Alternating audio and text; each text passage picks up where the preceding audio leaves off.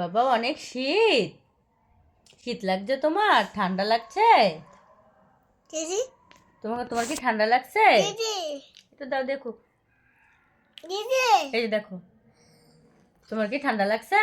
হ্যাঁ হ্যাঁ ঠান্ডা লাগছে। তোমার শীত লাগছে অনেক? হ্যাঁ ও মা গো, আমার বাবাটার অনেক শীত লাগছে। এজন্য তুমি কম্বলের নিচে বসে আছো ফায়াজ? বের হয়েও না জানি, তুমি এখানে বসে থাকবা, চুপ করে বসে থাকবা, ঠিক আছে? কম্বলের থেকে আজকে বের হবে না।